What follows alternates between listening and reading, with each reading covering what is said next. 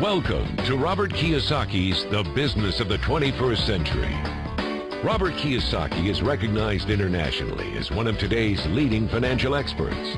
The author of the best-selling Rich Dad, Poor Dad, his books have been translated into 51 languages in 109 countries and sold more than 28 million copies worldwide. Robert has spent his life educating people on how to attain financial freedom. Now, through this special video presentation, he explains why network marketing is indeed the business of the 21st century and how you can take advantage of its opportunities to create the life you desire. Hello, I'm Robert Kiyosaki. I'm the author of this book, Rich Dad, Poor Dad. I want to welcome you to the business of the 21st century. For those of you who may not be familiar with this book, it was published in 1997. It was a self-published book, and it went all around the world, and in 2000 it made the New York Times bestseller list. It was the only self-published book that made it. And at the same time, a woman named Oprah Winfrey called, and I went on her show to talk about Rich Dad, Poor Dad, and voila, suddenly I was a famous individual. So today this book has now sold approximately 25 million copies in 100 different countries and 50 different languages. So today Rich Dad, Poor Dad is the #1 personal finance book ever written. So Rich Dad, Poor Dad is a very simple story of my two dads. My real dad was the head of education for the state of Hawaii. Great guy, PhD, like I said, head of education, smart guy, but he also ran for lieutenant governor of the state of Hawaii as a Republican. Unfortunately, he lost, and he ultimately died poor, so that's why I call him my poor dad. My rich dad, on the other hand, didn't finish school, but he ultimately became one of the richest men in Hawaii. So he was my best friend's father, and starting when I was just the age of 9, my rich dad began teaching me about money and business and why the rich are getting richer and why there's this big gap between the rich and everybody else today. So Rich Dad is a very simple, true story about two fathers, Rich Dad and Poor Dad, tell their two sons about money. And it was my poor dad always said, go to school, get a job, work hard, and all that stuff. And my rich dad says, you'll never get rich doing that. You'll never be a free man. So that's kind of the differences. But if I would show you a diagram of the differences here, is that in financial education, this is very simply the difference. Because there's no financial education in our school, most people do not understand financial statements. So this here is income, expense, assets, and liabilities. And the reason my poor dad was poor, it was very simple. Because he couldn't read a financial statement because he don't have financial education in school. He was financially illiterate, although a PhD.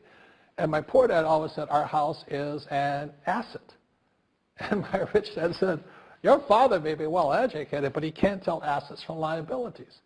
So very simply, my rich dad said to me, assets, whether you work or not, put money in your pocket. So when a banker looks at your financial statement, the banker looks at this and says, oh, you have assets and you're putting money in your pocket. And if you look at your house, it's really a liability because every month it takes money from your pocket. Now I can hear people say, well, it's, I don't have any debt on it, but still every month you have insurance, you have upkeep and expenses to it. So very simply, the reason I'm a rich man today was I knew the difference between assets and liabilities. And I get richer and richer because every year I add more assets to my balance sheet here. And so that's one of the biggest differences. And as my rich dad often said to me, he says, son, my banker has never asked me for my report card. My banker wants to see my financial statement because it's your financial statement that shows how high your financial IQ is. How smart are you with money?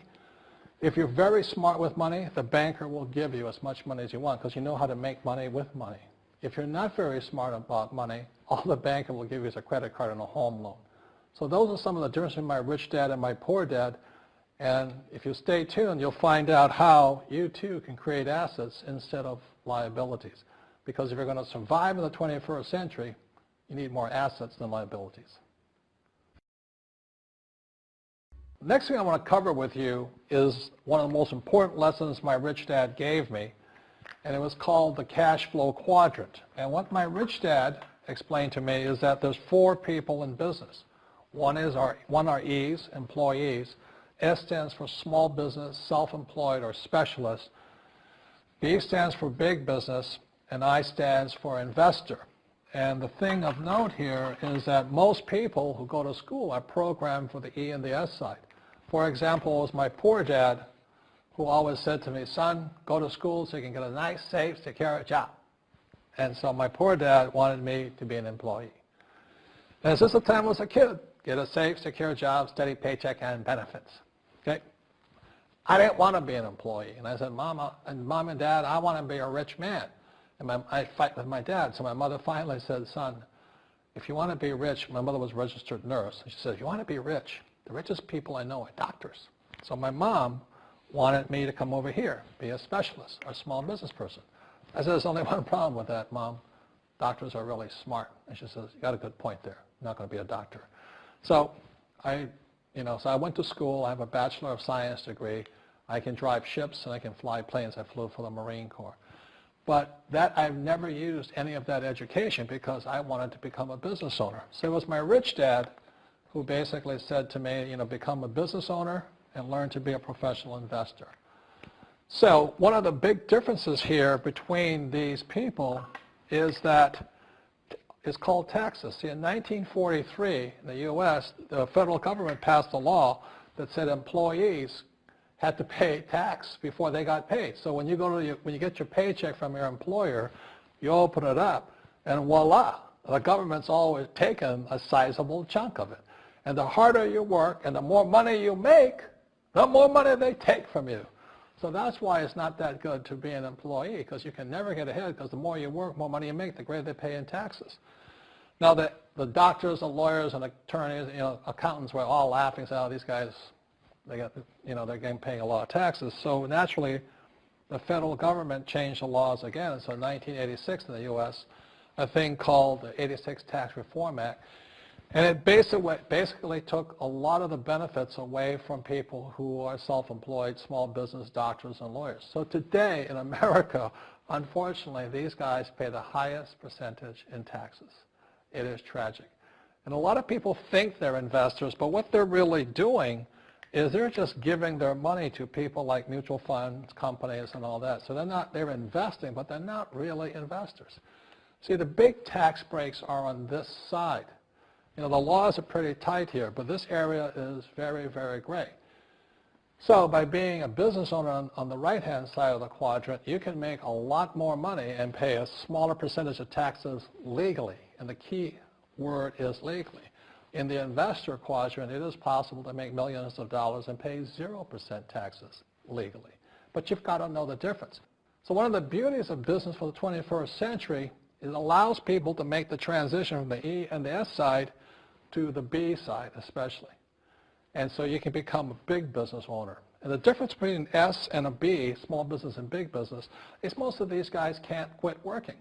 Most small business owners, if they stop working for more than a month, the business collapses. They don't really have a business. Most of these people own a job.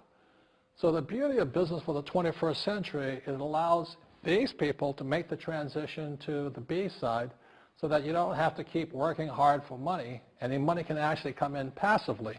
Then once you have your business up and running, then I always recommend you then begin investing with your excess cash, paying less and less in taxes. And that's the reason the rich are getting richer. In this section, I want to talk to you about a different kind of quadrant. Years ago, I found out there was 4 kinds of people in the world. One type are people who must be right. These people know all the right answers. They went to school. They know everything. You can't tell them anything. This is not a good business for them because their minds are too set. Another kind of person is a person who must be comfortable. The house could be on fire, but they're still watching TV, eating a hot dog, watching what's going on in the world. These people are toast because the world economy is not coming back. The world economy has moved on. And people who need to be comfortable will probably be left behind. So the people who need to be comfortable, you probably shouldn't talk to them because you only make them uncomfortable. And they're probably not going to make the move because number one priority is being comfortable. Another kind of person is a person who must be liked. They want to please everybody. this is probably not the business for them either, because they want somebody else's approval. They want to be the good little boy or girl saying, I did the right thing, didn't I? You like me, don't you?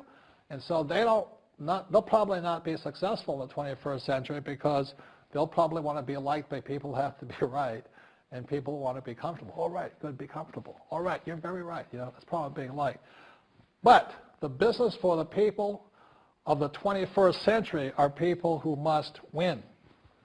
And that's where I am at. One of the best things I was taught in the Marine Corps and at military school, it's not how many times you get knocked down, it's how many times you stand up. When somebody knocks you back, what do? Oh, you hurt my feelings? You'll probably not be successful. The world will probably pass you by. Because as I said, the world economy is moved on. It's not coming back. So winners will win. But winning takes sacrifice. Success takes sacrifice. And these are the people who will do best in business of the 21st century. So when you're talking to people, about this business, you have to look at them and ask yourself, is this person really just going to be liked and they'll tell you what you want to hear? Or they're going to argue with you because they know all the right answers? Or they're going to get very upset with you for disturbing them? So what you're looking for in the network marketing business are people who want to win. People who know the economy has moved on. You'll find every race, gender, age, and background in network marketing. But what they really want to do is they want to win. It really is a true playing field in the world, but not for these people. These people will be left behind.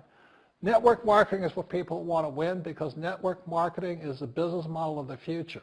If you want the government to take care of you, then just keep doing what you want to do.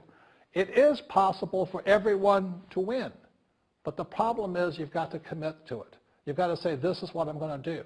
I'm going to dedicate 5 years of my life. You want to look at the leaders and say, those are the people I want to be like. Those are the kinds of people I want to hang out with. That's what you got to say to yourself. And I want to help other people do what I want to do and win in life. And that's why I support network marketing, because it really is the business for the 21st century. As an entrepreneur, I have built many businesses from scratch. And as some of you know, a lot of them crashed also. Statistics show that most new businesses fail within the first 5 years, 90% in fact. And of the 10% that survive, the remaining 10% crash in the second 5 years. So in other words, most are gone in 10 years. So I've looked at many different models, and one that stands out for me is network marketing. And the reason for that, it takes very little upfront cash. It's low overhead. You can do it part-time. It means keep your daytime job, but do this part-time. And once the business is up and running, it can generate enough income so that you can move from the left side to the right side of the quadrant. So let me tell you about my introduction to network marketing, because I had a very closed mind to it. Since I can build my own businesses, I said, why do I need a network marketing business? But about 15 years ago, I have a good friend, his name is Bill, and this guy is the best real estate investor I know. He has tons of assets in here. So I said, Bill, why did you start a network marketing business? And his answer was very simple. He says, it's my way of helping people. But more importantly, he says, the reason most people can't invest in real estate is because they don't have a business. They don't make enough money simply because taxes, debt, inflation, and retirement savings are killing them. They cannot even invest. So my friend Bill, who is a professional real estate entrepreneur, he says, I started a network marketing business so the people that worked with me could start their own business and then invest money with him. So with that, I realized then that network marketing wasn't about making money, but it was about helping people to help other people make money so they become financially free. So the beauty of network marketing, I said, like it's very low entry point, doesn't take much money, you can do it part-time. And where you profit is in most big corporations is they spend millions, sometimes billions of dollars in advertising. So rather than give that money to advertisers, network marketing depends on building a network. It's called word of mouth, like you recommend a movie to a best friend. So really, the reason I support network marketing, because it's not about selling. It's about people helping people build assets in the asset columns, becoming business owners, and then becoming investors, rather than going through all of this here, which most E's and S's go through.